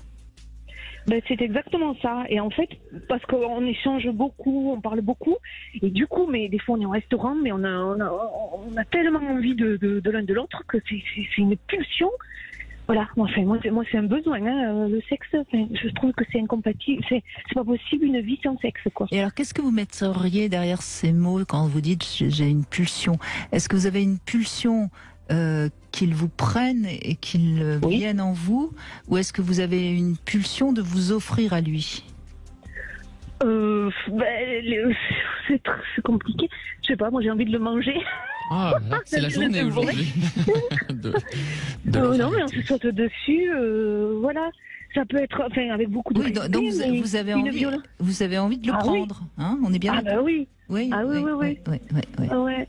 Parce qu'il me comble à tout niveau. C'est intellectuellement, Donc vous avez envie de le garder. Ah oui. Vous voyez. Et c'est toute la différence, parce que les autres, vous en étiez amoureuse. Et puis une fois que vous n'en étiez plus amoureuse, vous en aviez plus envie. C'est ça. Mais est-ce qu'il y a quelque chose qui vous pose problème dans cette irruption soudaine du désir, dans cette dévoration dont vous parlez? Est-ce que ça vous interroge? Non, au contraire, moi je trouve ça génial. Bon, tant mieux. Oui. Mais même je me dis, mais j'ai jamais, je me découvre en plaisantant, je dis, j'ai jamais été nymphomane comme ça. J'ai une envie de... Mais lui aussi. Et lui est très demandeur, il est vachement content parce qu'il m'a dit, j'ai jamais trouvé une femme. Toujours, voilà, c'était la migraine, donc il est content parce que sexuellement, vous avez l'air heureuse, épanouie sexuellement, c'est ce que vous dites. Alors j'ai toujours l'appréhension, je me dis, est-ce que ça va retomber? Arrêtez de vous faire peur, Cécile, enfin. Voilà. Vivez ça à fond. Au jour le jour. À mon avis, puisque sexuellement ça a l'air de coller parfaitement, l'alchimie est là entre vous deux, il n'y a pas de raison que... Alors ça s'estompera un tout petit peu au fil du temps, mais je vous donne 20 ans avant que ça ne soit, trop éteint, ça va. On approchera les 70 ans, donc ça me va si on est épanoui jusque-là. Puis vous savez, la sexualité, vous dites que dans votre précédente relation, il y avait une routine. Cette routine, on peut la combattre, on peut nourrir ses imaginaires érotiques de tout un tas de manières. Si vous écoutez régulièrement Brigitte Lahaie, vous devez le savoir.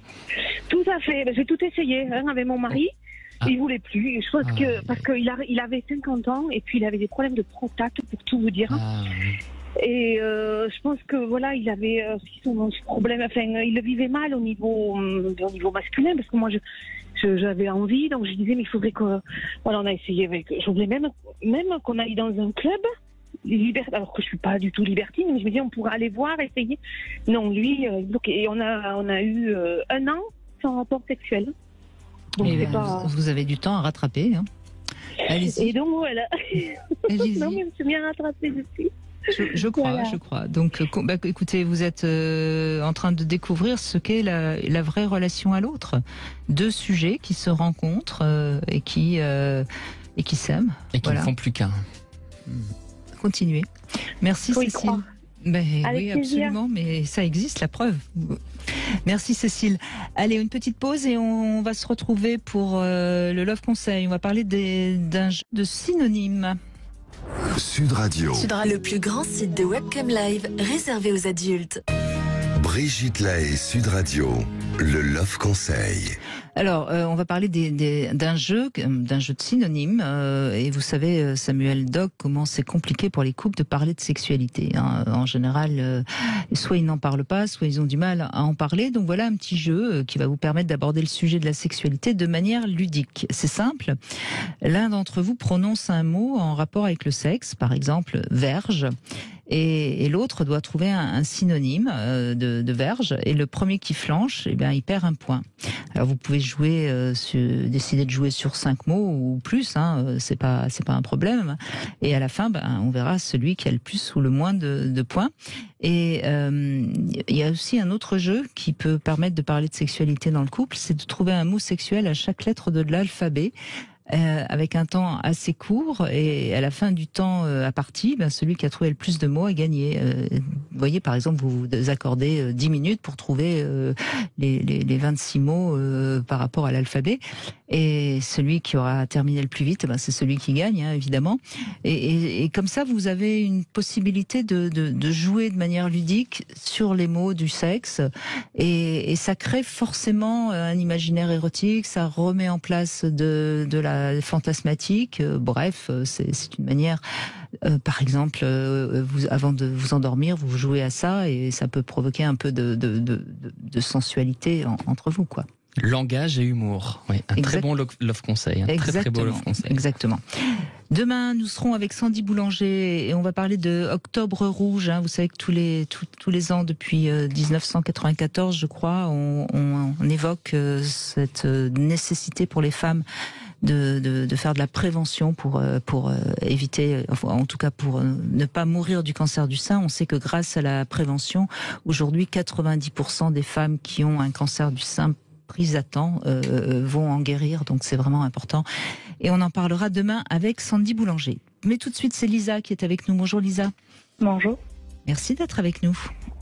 Merci à vous de me recevoir. Alors, votre désir, qu'est-ce que vous en dites, Lisa ? Alors, mon désir, il a évolué avec les années, et par rapport à mon expérience, c'est surtout que j'ai eu 2 grandes histoires dans ma vie qui ont toutes les deux duré plusieurs années, et donc forcément vient la question de la fidélité dans le couple, puisque j'ai pas forcément eu trop la possibilité d'expérimenter différentes choses avec différents partenaires. Il a fallu que ça se fasse au sein du couple, ce qui est pas forcément toujours évident. Ça veut dire que vous avez été libertine, c'est ça ? Non, pas du tout. Au contraire, tout le contraire. C'est-à-dire que j'ai été très sage. D'accord. Très sage dans mon couple, puisque quand je discutais avec des amis, ils avaient pu avoir plusieurs partenaires pour tester des choses. Et moi, je me suis mis très jeune en couple, à 17 ans, avec l'homme avec lequel je me suis mariée. Oui. Voilà, donc ça a duré de nombreuses années, puis on s'est séparés. Et ensuite, j'ai rencontré mon compagnon actuel assez rapidement après ma séparation, et ça fait 5 ans qu'on est ensemble. Aujourd'hui, on essaie d'avoir un bébé ensemble. Et tout ça pour dire... Et donc, vous n'avez eu que 2 hommes dans votre vie, c'est ce que vous voulez dire. Mais on peut expérimenter des choses avec le même, hein. Oui, on peut expérimenter des choses avec le même, mais on a toujours un petit peu... il y a une curiosité, il y a il y a le fantasme, là on est vraiment dans le fantasme, hein, le fantasme de découvrir ce que serait la sexualité avec des hommes différents, hein, c'est ça ? Oui, ce que ça pourrait donner. Et aujourd'hui, si je fais un peu le bilan de tout ça, ce que ça m'a appris, et ce qu'il a fallu aussi que je m'exerce et que je m'oblige, c'est en fait de devenir conjuguer le désir et la pulsion, mais dans le couple, c'est-à-dire venir intégrer ça à mon couple, et donc pas partir trop dans l'imaginaire avec d'autres personnes, mais si je croise par exemple un homme et que j'ai senti comme ça un désir, oui, voilà, venir du coup le rapprocher de mon compagnon en créant une situation ou en réutilisant ce que j'ai ressenti à ce moment-là comment et avec votre compagnon pour le coup, hein. Et avec mon compagnon pour le coup. Mais comment vous faites? Alors, c'est-à-dire, ça va être soit ça peut se faire parce que l'opportunité fait que on ferme les yeux. Vous imaginez, vous couchez avec votre compagnon, mais vous imaginez dans votre esprit la personne que vous aviez croisée. C'est ça l'idée? Oui, alors on va pas dire comme ça pour pas être dans les idées qu'on pense à quelqu'un d'autre, mais on va dire plutôt que je vais réintérioriser ce que j'ai ressenti à ce moment-là pour pouvoir le ressortir avec mon compagnon. Et souvent, ça s'appelle de l'intelligence érotique, hein, Lisa. Oui. Tout simplement. Hein. Mais moi, il y a quelque chose qui m'a un peu gênée dans votre témoignage, Lisa, c'est quand vous m'avez dit je m'oblige à développer le désir avec mon compagnon. Donc il y a quelque chose qui laisse à penser, Lisa, qu'il y a beaucoup d'envie de découvrir d'autres choses avec d'autres hommes et que quelque part vous l'interdisez pour des questions de morale et on peut tout à fait le comprendre. Mais il faut faire attention quand même de ne pas être trop infidèle à vous-même.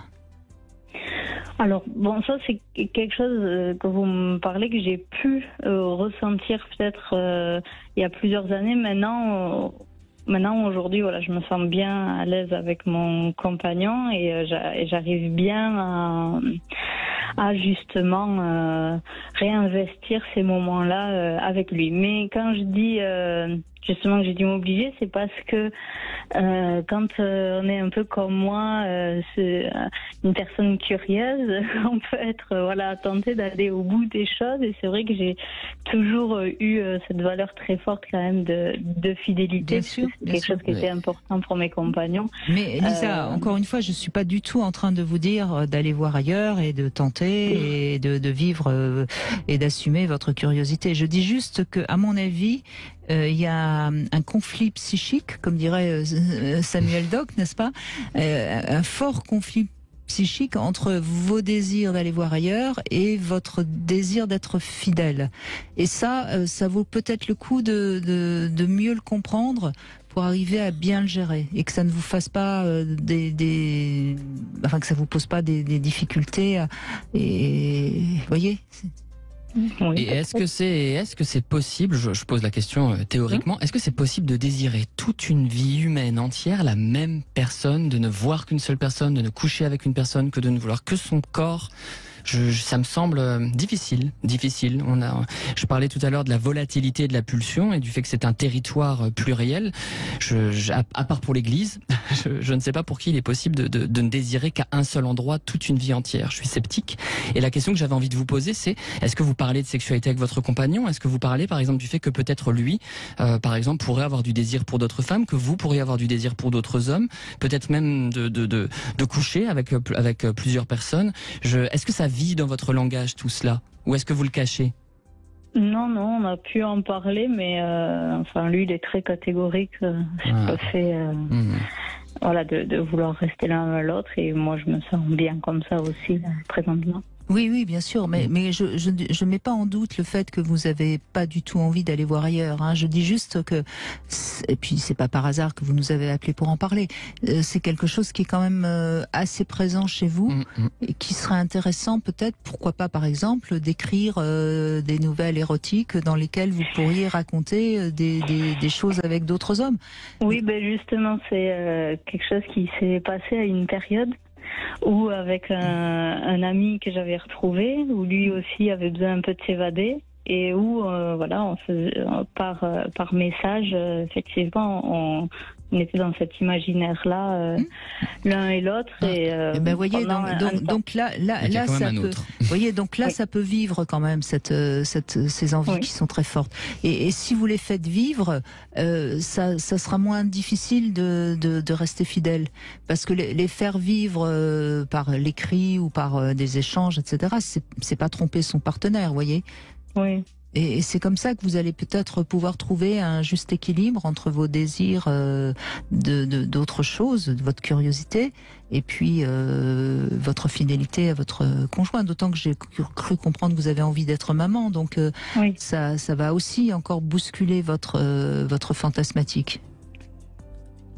Oui, et puis ne sous-estimez pas vos pulsions et votre fantasmatique érotique. Voilà ce que je veux vous dire. Et ne la sanctionnez pas avec ce terme de fidélité et infidélité, parce que ça n'a pas grand sens finalement. Et ce terme m'obliger, voilà, me forcer, me contraindre. Faut que vous soyez plus libre avec vous-même. Très bien. Voyez.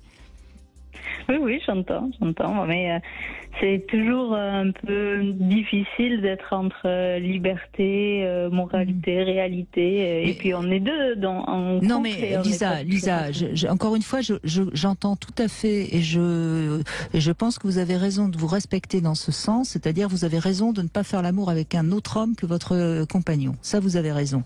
En revanche, vivez, c'est-à-dire soyez séduisante, laissez-vous séduire, mais n'allez pas jusqu'au passage à l'acte, mais laissez vivre cette envie de laisser de la sensualité, de la libido avec d'autres hommes.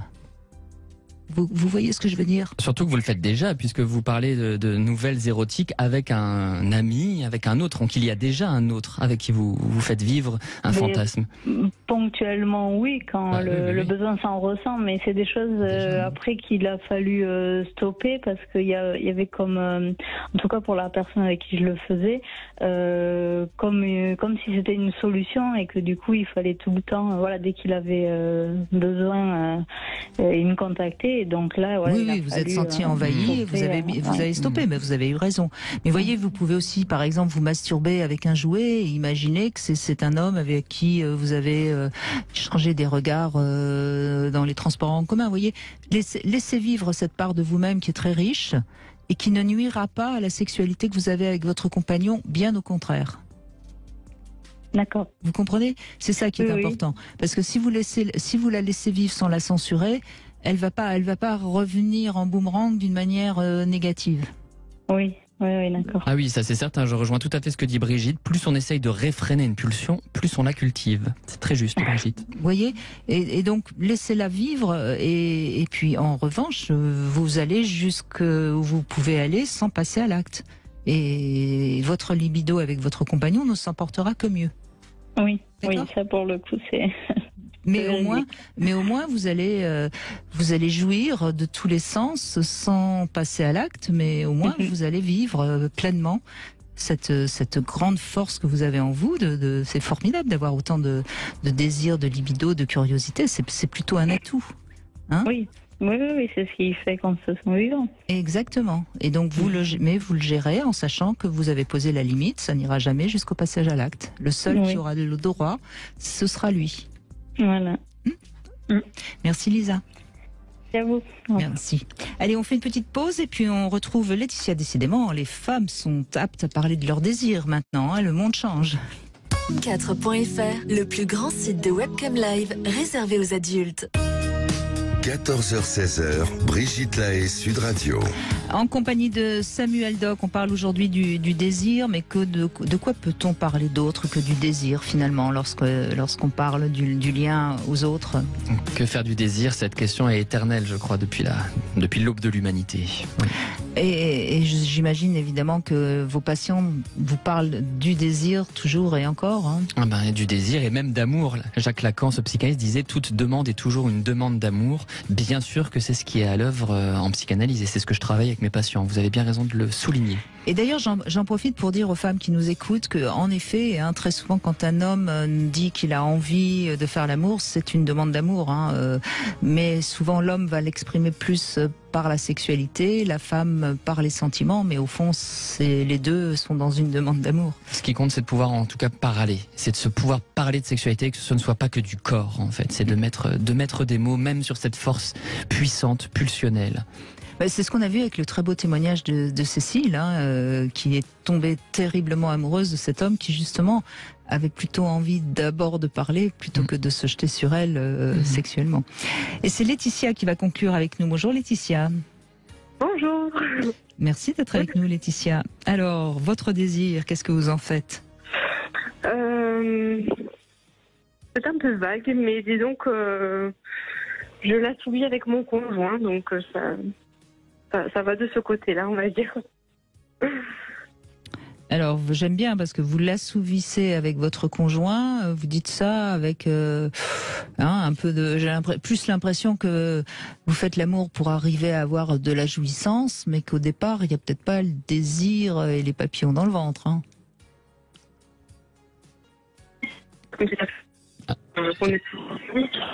Pas compris. Oui, moi non plus j'ai pas compris parce qu'on a un petit problème de liaison avec Laetitia. Oui, c'est toute la question et ça c'est vraiment une différence fondamentale entre l'homme et la femme, c'est que vous avez une manifestation immédiate de votre désir, c'est-à-dire une érection. Chez nous c'est parfois un petit peu souterrain. D'où le fait effectivement là encore de pouvoir reconquérir le corps à travers notre langage. Je constate que on ne parle pas assez de sexualité, de nos fantasmes, de ce qui nous fait jouir, même de ce qui nous fait peur d'ailleurs dans la sexualité, de nos limites, de ce qu'on souhaiterait explorer. On n'en parle pas et vous voulez dire on n'en parle pas avec notre partenaire. Avec notre partenaire, avec notre partenaire, parce que finalement la sexualité on en parle presque partout ailleurs, mais au sein de l'intimité c'est beaucoup plus difficile. Est-ce que vous croyez pas que c'est tout simplement parce que déjà on est très loin de sa propre sexualité, c'est-à-dire qu'on ne sait pas réellement de ce qu'on a envie vraiment, qui on est réellement sexuellement? Oui, j'en suis convaincu. Je suis absolument convaincu que cette première étrangeté, elle nous concerne d'abord nous dans notre singularité. Je suis absolument d'accord avec vous dans notre singularité. Beaucoup de personnes croient savoir ce qu'ils veulent, ce qu'ils désirent, et en réalité, l'angoisse, la mélancolie que vous évoquiez tout à l'heure, ce sont des rappels en règle générale que nous trahissons quelque chose de nos désirs véritables. Et ce serait peut-être le petit exercice qu'on pourrait proposer en cette fin d'émission. Justement, on a beaucoup parlé du désir. Au fond, avant même de parler du désir, peut-être que chacun pourrait faire l'effort de se poser la question, qu'est-ce que sexuellement, si je rencontrais le ou la partenaire idéal, qu'est-ce que j'aimerais qu'il se passe? Comment ça commencerait? Comment ça continuerait?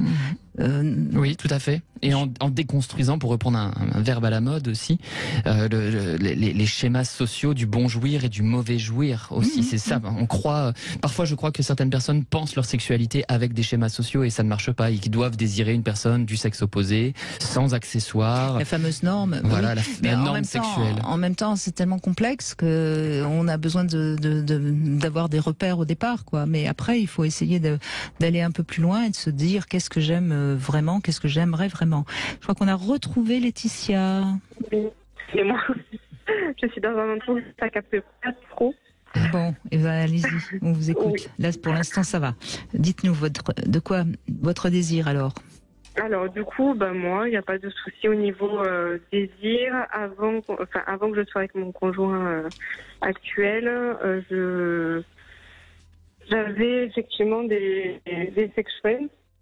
Mais je n'étais pas forcément attachée. Enfin, j'étais même pas du tout attachée. En fait. C'est-à-dire que j'assouvissais mon désir, mais je ne... Vous viviez des relations sexuelles sans avoir particulièrement d'attachement. Et ça vous convenait bien? Oui. Et... C'était pas prise de tête, on va dire, entre guillemets, sauf qu'au bout d'un moment, en fait, on se dit, punaise... on aimerait bien s'attacher à quelqu'un et le faire avec quelqu'un qu'on aime, quoi. Donc c'est pour ça qu'après, personnellement pour ma part, j'ai arrêté et j'ai attendu le mec. Et vous êtes resté un moment sans avoir de relation sexuelle? Oui, effectivement. Oui, pourquoi pas? pourquoi pas, jusqu'à ce que vous rencontriez enfin quelqu'un qui était digne d'être aimé. C'est ça. Et est-ce que d'être aimé aussi en retour, forcément. Bah, tant qu'à faire, oui, il vaut mieux.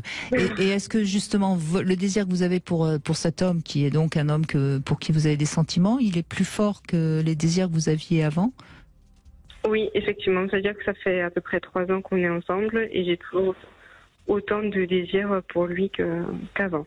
C'est sûr que pas tous les jours non plus, mais toujours très régulièrement. Oui. Et forcément, il y a une petite baisse de libido, forcément, vu que ça fait quelques années qu'on est ensemble maintenant. Mais on a toujours le désir l'un pour l'autre, quoi. Et ça vous inquiète, cette baisse de libido? Non, parce que je sais quand même que c'est la nature et il y a toujours des périodes où on est plus ou moins désireux de l'autre, quoi. Donc ça m'inquiète pas. Non, il n'y a pas de raison de s'inquiéter d'ailleurs, hein, Laetitia. La question n'était pas une question piège. Non, pas du tout. Il n'y a pas de raison de s'inquiéter.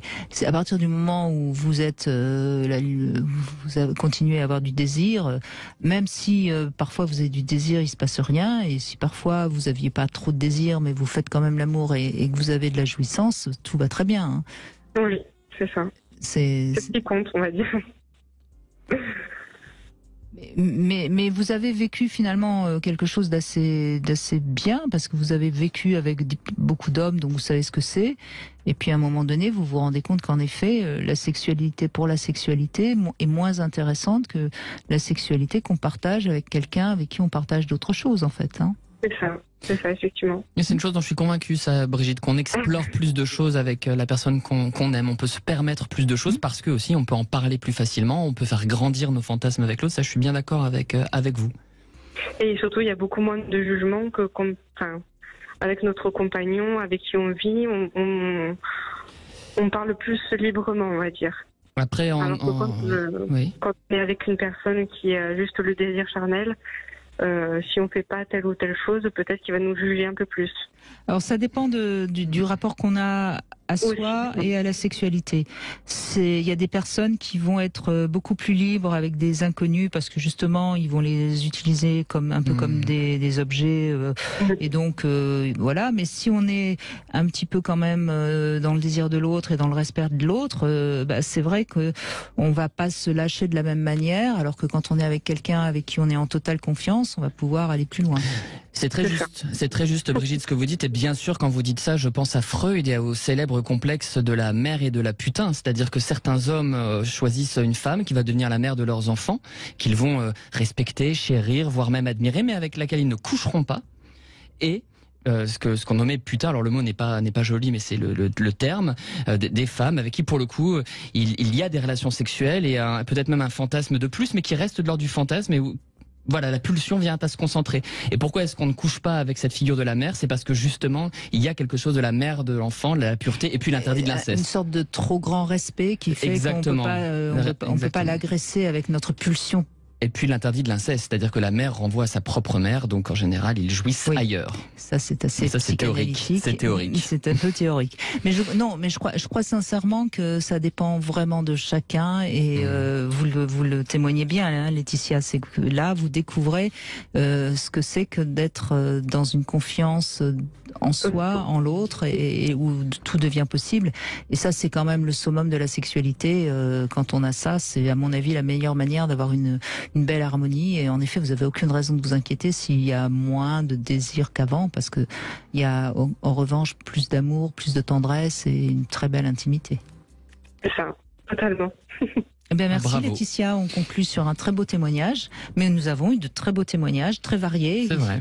Et on a vu que le désir féminin est bien plus fort et varié qu'on ne pourrait de temps en temps l'entendre, n'est-ce pas Samuel Doc? Exactement, j'ai remarqué que ce n'était que des auditrices aujourd'hui. Évidemment. Bon, en tout cas, merci Samuel Doc. Je rappelle le titre de votre dernier livre, Les chemins de la thérapie, c'est aux éditions Flammarion. Merci beaucoup. Tout de suite, vous retrouvez C'est votre avenir. Demain, nous serons avec Sandy Boulanger et nous évoquerons donc le sein symbole du féminin encore. Sud Radio. Sud Radio.